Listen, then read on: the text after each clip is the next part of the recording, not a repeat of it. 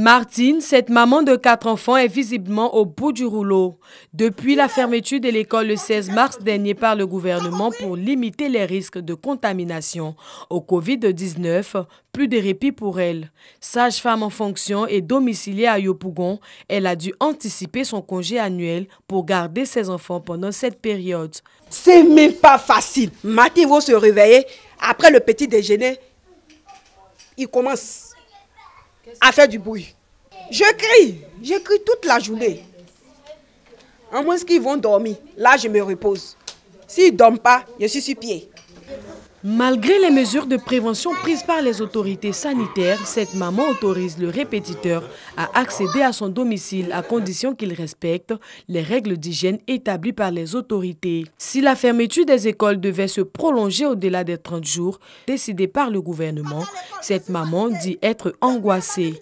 Je craque déjà. Si la fermeture de l'école continue jusqu'au-delà d'un mois, ça sera très difficile pour nous les parents qui soutenons les enfants. Nous laissons Martine à Yopougon, direction Cocody-Angré. Ici, Paul Vézia, chef d'entreprise, a dû fermer pour se transformer en babysitter. Aaron, son fils à 12 ans, est en classe de 3e. Ce matin, le ménage, la corvée du jour. Je dois essuyer ici. Elle a poussière, regarde.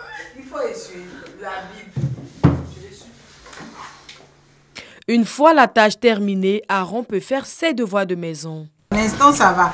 Puisque j'ai stoppé toutes mes activités, donc je suis disponible pour lui à la maison. Je ne sais pas ce qui va se passer dans les jours à venir, mais je ne me vois pas sortir sans lui. Si je dois sortir là maintenant, j'irai avec lui parce que je ne peux pas le laisser seul à la maison. Cette maman dit respecter les mesures de prévention données par les autorités. Pas de contact extérieur, confinement total. On s'est auto-confiné. À cause de la situation, le répétiteur ne peut pas venir, mais régulièrement, il m'envoie des exercices à faire pour l'enfant.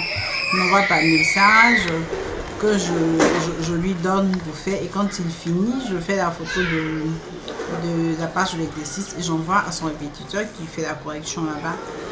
C'est comme ça qu'on est obligé de faire.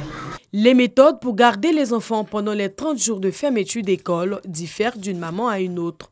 Maïmouna est coiffeuse et elle n'a pas de personnel de maison. Elle est entre la maison et le salon de coiffure. Depuis qu'ils sont à la maison, je suis obligée de me diviser en 2 parties. Venir au travail, les surveiller, vraiment, c'est pas facile. Mais on fait avec. Ces 30 jours à la maison ne signifient pas vacances pour Inès, la fille aînée de Maïmouna en classe de terminale. Sa sœur cadette et elle, à leur temps libre, passent au salon de coiffure de leur maman pour apprendre des tresses. Elle souhaite vivement le retour à l'école. Bien que l'école soit fermée, je passe mon temps à réviser mes leçons. Après avoir fini de réviser mes leçons, je passe au salon de ma maman pour voir ce qu'elle fait puisque j'aime les tresses. Toutes les écoles de Côte d'Ivoire ont fermé pour un mois.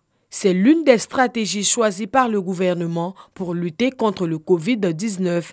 Mesure salutaire, mais aussi un casse-tête pour la plupart des parents.